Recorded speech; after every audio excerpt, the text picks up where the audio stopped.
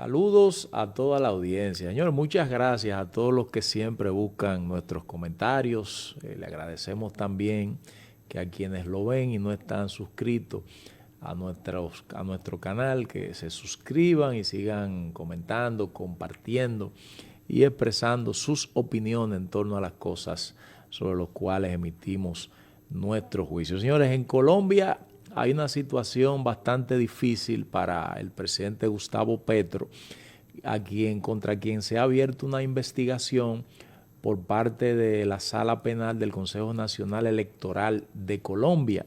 Ellos alegan que hubo un desborde, un gasto excesivo en la campaña del 2022, donde Gustavo Petro llegó a la presidencia de Colombia.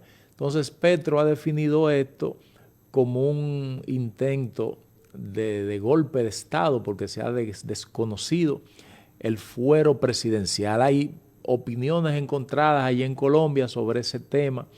Hay muchos juristas que entienden que el Consejo Nacional Electoral no tiene la facultad para destituir al presidente de Colombia, que eso es una facultad que es inherente, que es exclusiva del Congreso Nacional. Esta no es la primera vez que Petro se ve en una situación de esta índole. Recordemos que en el 2013 Petro, siendo alcalde de Bogotá, fue destituido por la Procuraduría General de la República bajo la acusación de que se habían cometido irregularidades en lo que respecta al sistema de recolección de basura. Y Petro no solo fue destituido en ese año de la alcaldía, sino que fue inhabilitado por 15 años para ocupar puestos públicos allá en Colombia. Petro recurrió esa decisión ante la Comisión Interamericana de los Derechos Humanos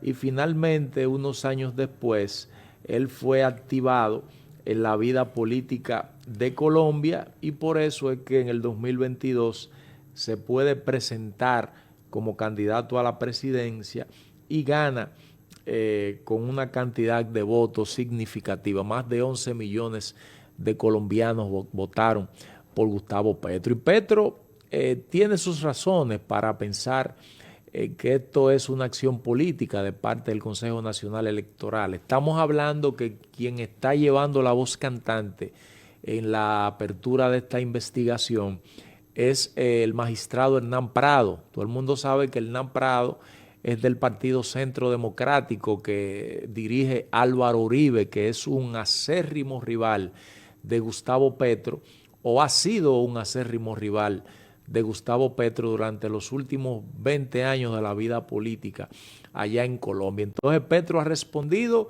con un llamado al pueblo a que se movilice y de hecho ha planteado algunas similitudes con el tema que le sucede, con lo que le sucedió a Dilma Rousseff, con lo que le sucedió a Luis Ignacio Lula da Silva en Brasil y también con lo que todavía afecta al señor Correa allá en Ecuador. De hecho, ha mencionado a Allende, lo que pasó con Allende, que se dio un escopetazo cuando ya estaban asaltando el Palacio Presidencial en un evidente movimiento para derrocarlo. En otro tema, señores, aquí en el plano local, bueno, ya el pueblo sabe, todos los dominicanos, que se ha anunciado el proyecto, la propuesta de reforma fiscal que ha sido depositada en la Cámara de Diputados, que el gobierno busca recaudar unos 122 mil millones,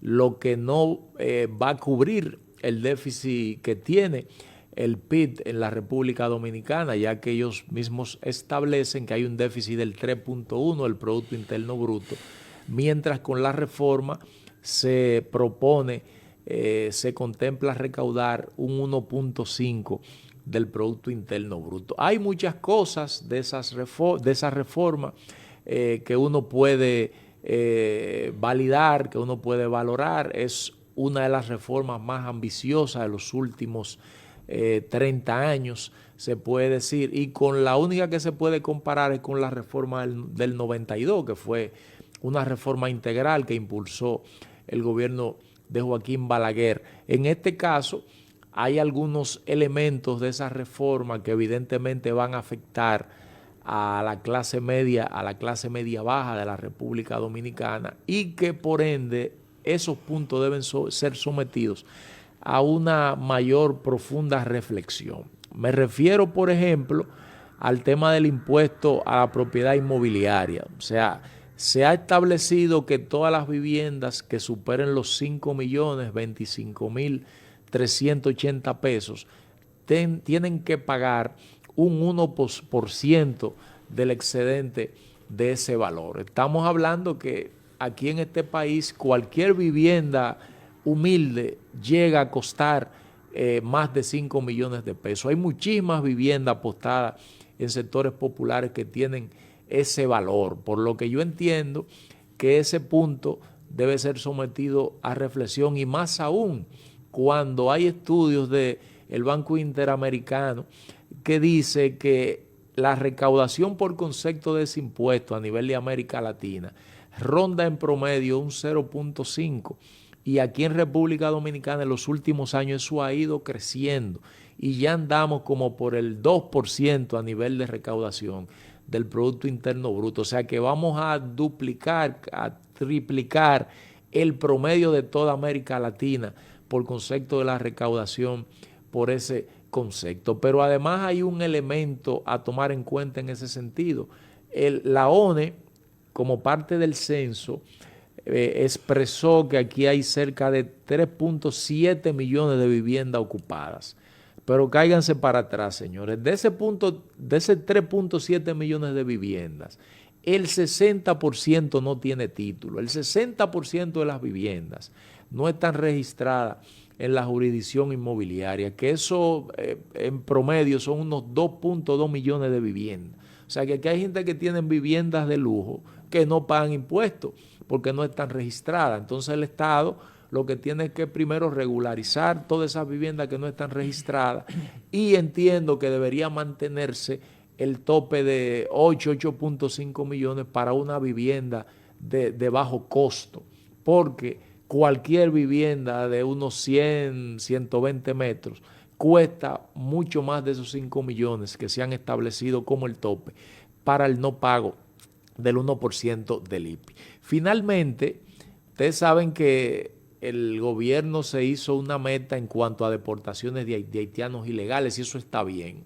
Tenemos todo el derecho a regularizar la mano de obra y a regularizar en términos migratorios la presencia de extranjeros en República Dominicana.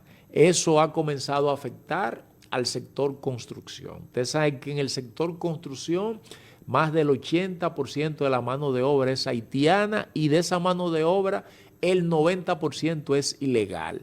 De hecho, en la zona del este, por Bávaro, por ahí hay muchas obras que se han paralizado porque los haitianos no quieren salir a la calle, sobre todo los que no tienen documentos. Entonces, el empresariado dominicano tiene que comenzar a actuar de manera más responsable, porque muchos haitianos apelan a la contratación de esa mano de obra porque no tienen que pagar seguridad social, porque no tienen que transparentar el tema de los salarios y a veces muchos de ellos el día que pagan le llaman a la camiona para que se lleven esos haitianos y lo macuteen, como decimos popularmente. Entonces hay que atacar al sector empresarial para que comience a contratar mano de obra regularizada. Si tienen que tener un permiso por unos 6 meses, por un año, bueno, pues que lo gestionen, porque ya no es posible que un sector tan importante como el de la construcción se esté nutriendo de una mano de obra ilegal. Hasta la próxima.